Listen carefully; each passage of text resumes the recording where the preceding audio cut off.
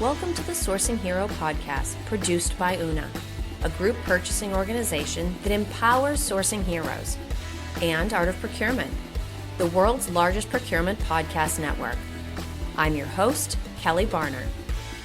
The goal of the Sourcing Hero podcast is to capture the epic stories of people who are rising up and beating the odds to create exceptional value within procurement, directly from those heroes themselves. Today, my guest here on the Sourcing Hero podcast is Kris Lance. Kris is Vice President and General Manager at Una, a group purchasing organization that provides the Sourcing Hero with its home. Kris joins me every month to tackle a current news story or topic of interest from his own point of view. So, hey, Kris, thank you for being back for your monthly visit with us. I'm back again. How you doing, Kelly? I am doing great, Yeah. and perhaps I am doing great because I'm not a bird person or a cow person. So there's everybody's hint. The topic we're going to take on for today is the bird flu that has started to make sort of some low-level headlines.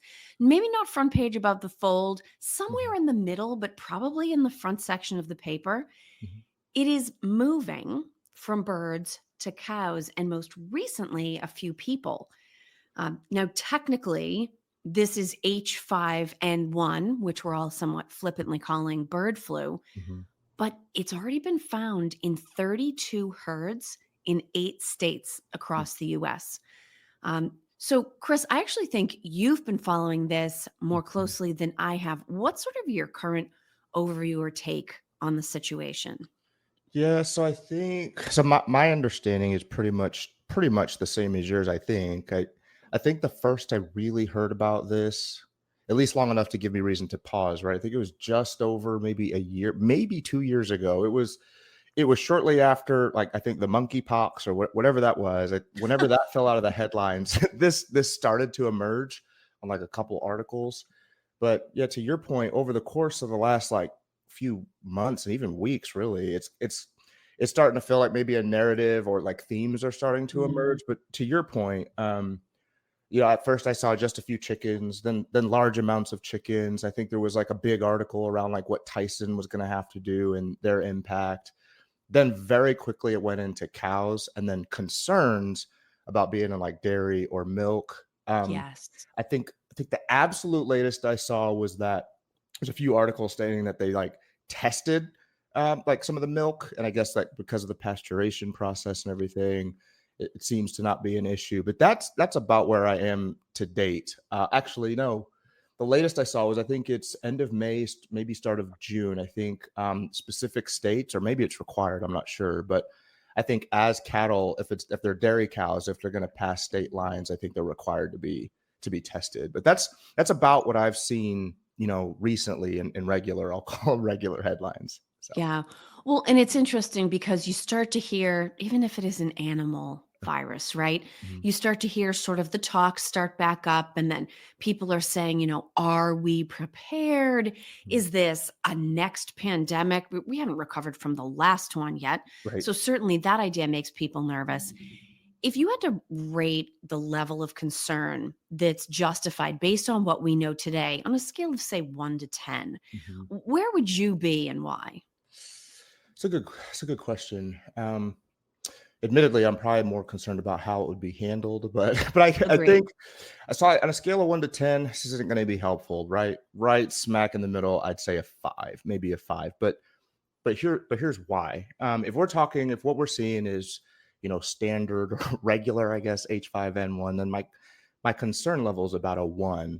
To your point, I think you brought it up around like 2019. I started following a lot of just things like this, and so I did look into this.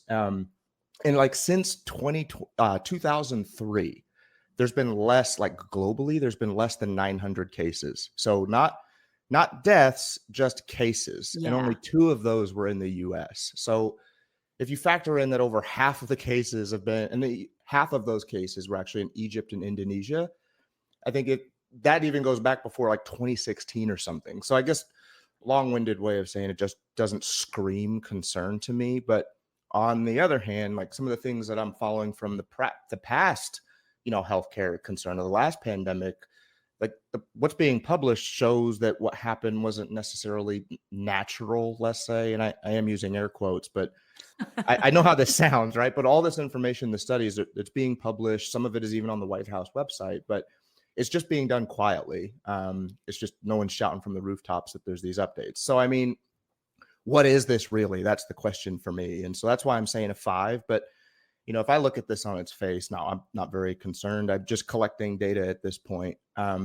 Right now, like the biggest concern is I'm expecting massive protein cost increases, whether that's beef, chicken, because of limited supply, testing, all these costs. That's about where I am. So I'm not worried, just kind of watching. So. Well, and it's really interesting that you talk about maybe being as concerned about the response as the threat actually posed by the virus, because one of the CNN articles that I read in preparation for us having this conversation actually raises some questions about government transparency. Now, I will say across the board, federally available data is amazing. A lot of times it's really raw. You have to know how to process it. But there are enormous amounts of especially agricultural data that are made available to the general public. And so when you have a story like this start to rise, people that are either monitoring it more closely or maybe are in a field where they use this data to do their job have started raising questions both about the schedule of data being released and also data coming out in this area with partial information. And I think, we all remember, right, the concerns about information and data. And within business, we all know that data is a little bit suspect. I wonder if you think there are some residual trust issues playing out here where I bet a lot of people are where you are, where you're saying, not really concerned beyond maybe the cost of protein, but definitely wondering why the data is not coming out when it is supposed to be, as far as trusting federal institutions. Yeah, no, I'd have to agree with you there. I mean, because, without question, it seems pretty obvious, right? Like just in regular conversation, I think there were already trust issues, and I think, but now it almost seems like the trust is leaving, or the lack of trust is increasing at a pretty rapid pace. Like even outside of this, right? Just with all the different things going on, and so I agree with you. I'm not too convinced that it's going to be corrected anytime soon. So Yeah. yeah. Now, because we all just went through COVID, if there were to be, and we're knocking on wood and crossing our fingers and air quotes and all of those things, but if there were to be another pandemic that this population, this society that just had to live through COVID had to face, I wonder if you have any sense about how the general public might respond differently. I mean, in advance of COVID, you basically looked back to the flu pandemic of 1918, right? Yeah, So really. none of us were around. None of us had experienced anything like it. Maybe some people, right? Like our parents, maybe the polio scares and things like that, but nothing quite as serious as we went through in 2020. Do you think people generally might react differently if we started getting a lot of heavy-handed mandates, or if there was an attempt to sort of raise a scare around this? Yeah, that actually kind of makes me a little nervous, because I think if we remember this like everything, like a lot of the mandates, the distancing, like coincidental or not, like a lot of those things seem to taper off very quickly right around the time Ukraine and Russia was picking up. But if memory serves me well, like public interactions around masks versus not, vaccinated versus not, right? All healthcare decisions that everybody should make on their own. But it was seemingly publicly getting very, very tense. So I don't think a lot of people have forgotten that. For me, I think one of the most insidious things about I'll call it our last experience, was the damage done to trust. Because Yeah. to your point, I think if there was, another pandemic, not a lot of people, I don't think, would take it seriously, or at least, like I said, right, the recommended precautions. Like, how many people would take that seriously? And let's just say it is dire. Well, that's going to be curtains for millions upon millions of people. So I think for me, where I saw like a light switch moment for a lot of people was when I'll cough, cough, Gavin Newsom, right? But remember, I think he made headlines because California was pretty heavy on their stance with things. But I think there were leaks, pictures of, him going out to dine and in the midst of all these lockdowns. And so I think it was the rules for thee, but not for me that Mhm. really got under people's skin. And so, yeah, a real concern I have, though, is around the future and how things will be handled going forward. But it's also around stuff like you had said, the previous pandemic. So in light of that, and I would think good leaders would want to do is like, let's reevaluate what happened and can we do better? Sure.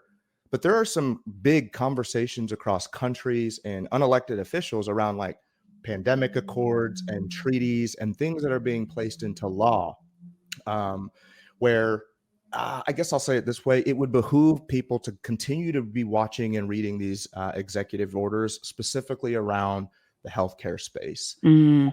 because the response, I don't think it will go lightly. And so I think there may be a more heavy-handed approach if necessary next time. So, Well, and being in procurement and so therefore supply chain, it's interesting how much of this, not just the data element, but the idea of tracing and reporting and transparency, truthfully, comes into this. mhm. And so I'm going to follow your lead and I'm going to do in air quotes. In some of the articles, they're talking about quote unquote harmless virus fragments that are making it through the pasteurization process. Now, okay, let's try to define this. 20% of samples had H5N1 virus in them. 20% is an enormously high number, Yeah, it is. right? That is huge. And they're saying that, nope, the milk from sick cows is supposed to be discarded. And then even if something slips through, it's supposed to be killed by pasteurization. And yet 20% of samples of milk are testing positive for this virus. So, what we can learn from it, I think, as business and supply chain professionals, is understanding how the data works, but really focusing on fundamentals like testing and supply chain transparency and messaging, Mhm. being honest with people about the process. Does that 20% shock you? Do you think I mean, it's hard to catch all of a virus passing through. What are some more supply chain oriented lessons that we can potentially take away from this? It's a massive number. I actually It's wasn't a aware. Like that's a huge crazy number. high number. Yeah, I Yeah. didn't know that. Yeah, wow. I'm just sitting here like I need to go take another read. But um, Thought you were going to say you wanted to go check your milk. no, You want I might do that. I might do go that check the too. fridge. So yeah, I agree with you. I really do think most things in general just need to get back to basics. I mean, for example, like we don't even know what the potential cost to manufacturers or other supply chain stakeholders would be, Mhm. if this were to be something, right? Because we can't use COVID or the previous pandemic as an example because, well, again, how it was handled will it be handled the same way.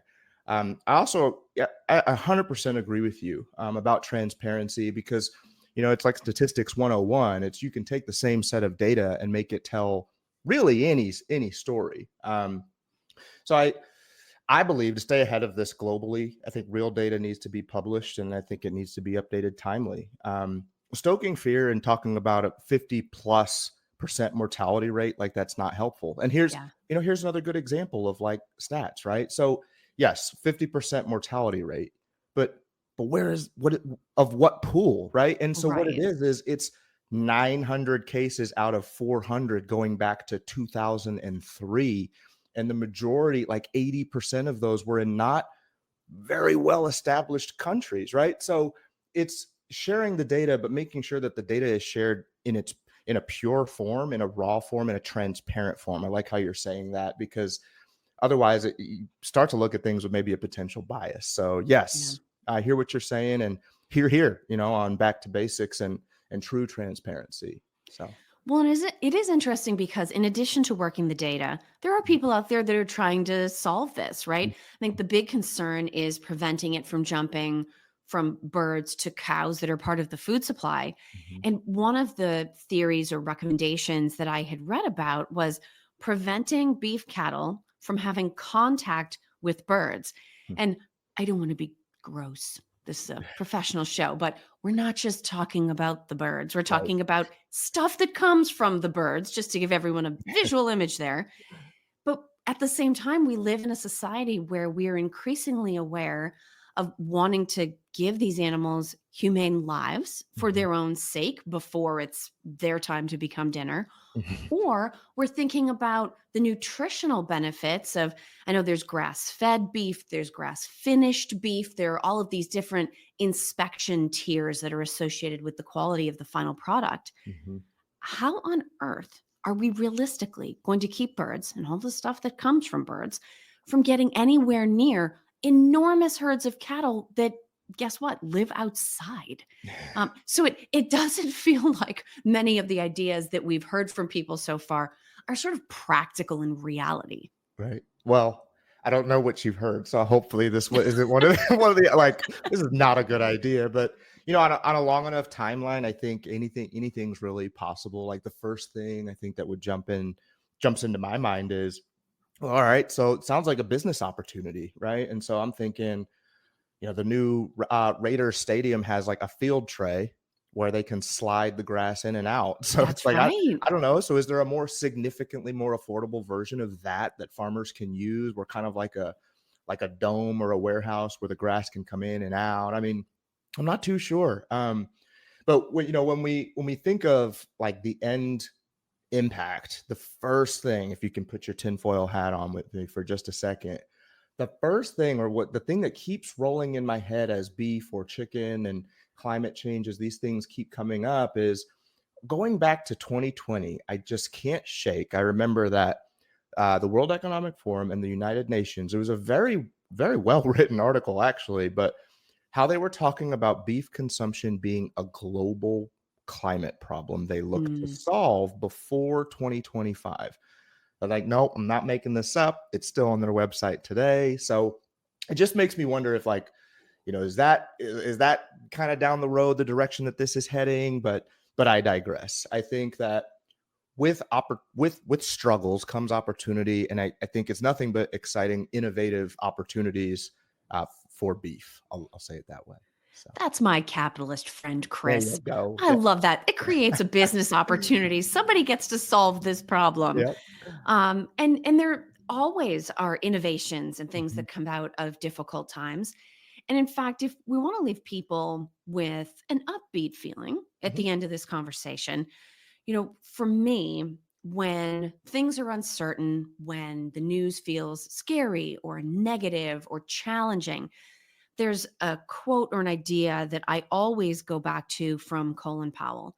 Mm. And he said, "It isn't as bad as you think. It will look better in the morning." I Mm. I always go back to that, and you can redefine, what does the morning really mean? Does it mean tomorrow? Does it mean give it a week? But typically with time, things are not quite as scary as they seem at first. Mhm. Do you have any favorite quotes or thoughts that you like to go to when something feels like it's not great, but you're trying to keep it in perspective?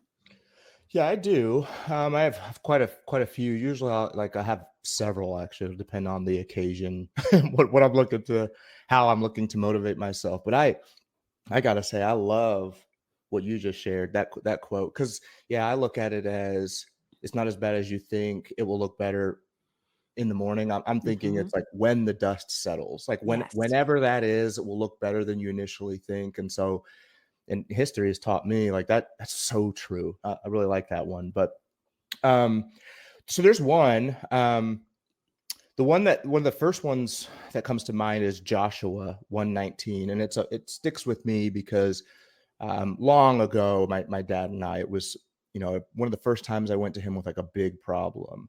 And he shared this with me as something that he leans on, and it's always served me well. And it's Joshua 1:9 is, have I not commanded you, be strong and courageous, do not be afraid, do not be discouraged, for the Lord your God will be with you wherever you go. And just in case, if that isn't resonating with some of our listeners, then I will share a quote that I passed down to my daughter, and dang it, she will never let me forget. I think I mentioned it on a previous podcast, but it's so true. It's tough times don't last, tough people do.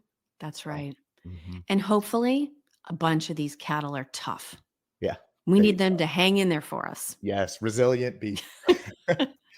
Now, Kris, if people are meeting you for the first time during this conversation, where can they go to connect with you, maybe to read some other things you're up to learn more about Una?